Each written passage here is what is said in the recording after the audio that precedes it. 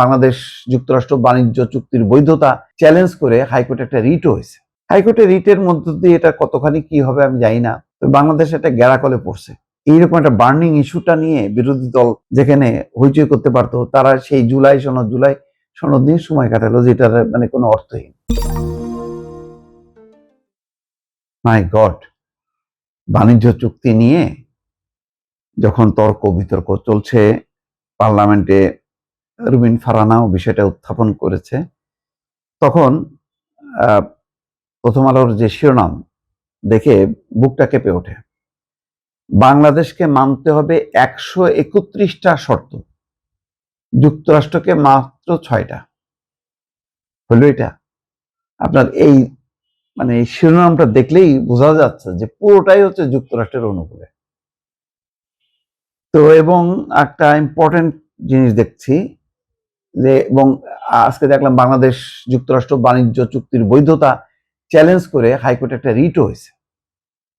হাইকোর্টে রিটের মধ্য দিয়ে এটা কতখানি কি হবে আমি জানি না, তো বাংলাদেশ একটা গ্যারাকলে পড়ছে ভালো মতন, যার জন্য সরকারও দেখেন চুপ, পার্লামেন্টে বিরোধী দল এমনকি বিপ্লবী এনসিপি তারাও কিন্তু চুপচাপ আছে, হইচই হলো না। এবারে পার্লামেন্ট অদ্ভুত ব্যাপার, এইরকম একটা বার্নিং ইস্যুটা নিয়ে বিরোধী দল যেখানে হইচই করতে পারতো, তারা সেই জুলাই সনদ নিয়ে সময় কাটালো, যেটার মানে কোনো অর্থহীন। জুলাই সনদ এটা তো হলো সংস্কারের প্রক্রিয়াটা, এটা ধারাবাহিকভাবে আজ না হোক কালকে তোমরা ক্ষমতায় আসলে তোমরা করবা। কিন্তু এখন বার্নিং ইস্যুটা কি? এই যে বাণিজ্য চুক্তিটা হলো, এই চুক্তিতে আমরা কি মানে আমেরিকার কাছে আটকে গেলাম কিনা? আমেরিকার কাছ থেকে এই শুধু আমরা বোয়িংই কিনতে থাকবো, আর কোনোদিন এয়ারবাস কিনতে পারবো না? কেন আমরা এরকম বাধা হয়ে গেলাম? তো তারপর যে দাম ধরা দেবে সেই দামে আমি কিনতে হবে, সেখান থেকে তুলা কিনতে হবে, গম কিনতে হবে, তারপরে আরো কি কি যেন তারা দিছে যে যে সমস্ত জিনিসগুলো মানে যাদের সাথে বাণিজ্য মানে সমস্যা বা নিষেধাজ্ঞা, সেই জায়গাগুলো তাদের সাথে বাংলাদেশও কোনো বাণিজ্য করতে পারবে না। যেমন ইরানের তেল তো বাংলাদেশ কিনতে পারবে না, রাশিয়ার তেলও কিনতে পারবে না জীবনও। তাহলে কি হলো? তাহলে বন্দি। এখানে দেখেন, আমি পুরোটা খুবই টেকনিক্যাল বিষয়, এগুলি আরো যারা বাণিজ্য এবং অর্থনীতির সাথে সংশ্লিষ্ট তারা ভালো বিশ্লেষণ করতে পারবে। কিন্তু এখানে দেখেন যে রিপোর্টে বলা হচ্ছে, কোনো আইনে বা চুক্তিতে ইংরেজিতে শ্যাল কথা থাকা অর্থ হচ্ছে এটা পালন করা হচ্ছে বাধ্যতামূলক, আর উইল লেখা থাকলে সেটা হচ্ছে ইচ্ছাধীন বিষয়।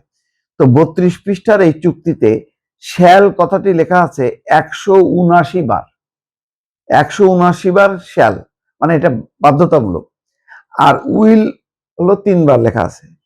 এর মধ্যে বাংলাদেশ শ্যাল এসেছে 131 বার, আর ইউএস শ্যাল আছে মাত্র 6 বার। এখন এই যে বিষয়টার আরো বলা হচ্ছে, চুক্তিতে যুক্তরাষ্ট্রের কৃষি পণ্যের জন্য বাংলাদেশি বাজার অগ্রাধিকার দেওয়ার কথা বলা হচ্ছে। তবে স্বাস্থ্য নিরাপত্তার কারণে আমদানি নিয়ন্ত্রণ করতে হলে তা বিজ্ঞান ভিত্তিক এবং ঝুঁকি ভিত্তিক হতে হবে, শুধু বাণিজ্য ঠেকানোর জন্য নিয়ম করা যাবে না। বাংলাদেশ এমন কোনো স্বাস্থ্যবিধি বা মানদণ্ড নেবে না যাতে মার্কিন পণ্য অন্য দেশের তুলনায় প্রতিযোগিতায় পিছিয়ে পড়ে।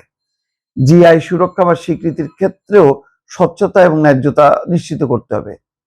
চুক্তির পরের অংশে চিজ বা মাংসজাত পণ্যের কথা উল্লেখ করে বলা হচ্ছে, কেবল নাম ব্যবহারের কারণে বাংলাদেশ যুক্তরাষ্ট্রের পণ্যের বাজারে প্রবেশে বাধা দেবে না।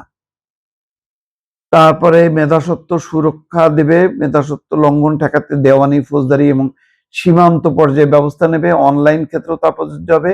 কপিরাইট বা ট্রেডমার্ক লঙ্ঘনের বিরুদ্ধে বাংলাদেশ অগ্রাধিকার দিয়ে কার্যকর ব্যবস্থা নেবে। তো মোট কথা যা আছে যে এটা টোটালটাই আমেরিকার নিয়ন্ত্রণে একটা বাণিজ্য চুক্তি হলো। এটার বিশ্লেষণ হওয়া দরকার, যেহেতু বাণিজ্য চুক্তির 32 পৃষ্ঠার অনেক কিছু নিয়ে বিশ্লেষণ এখানে আছে। এইটা আমাদের মানে স্বার্থের অনুকূলে যদি না হয়, এইটা বাতিল করার জন্য এখনই উদ্যোগ নিতে হবে, এছাড়া কোনো উপায় নেই। নতুবা এইটা আমাদের একটা গলার ফাঁস হয়ে যাবে। এমনি ওই যে আদানির কাছে পাওয়ার নিয়ে পুরো বিদ্যুৎ সেক্টরটা যেমন ফাঁস হয়ে আছে, এই বাণিজ্য চুক্তিটা কিন্তু আর একটা ফাঁস। এত ফাঁস নিয়ে গলায় নিয়ে বাংলাদেশে এগোতে পারবে কিনা আমার যথেষ্ট সন্দেহ আছে দর্শক।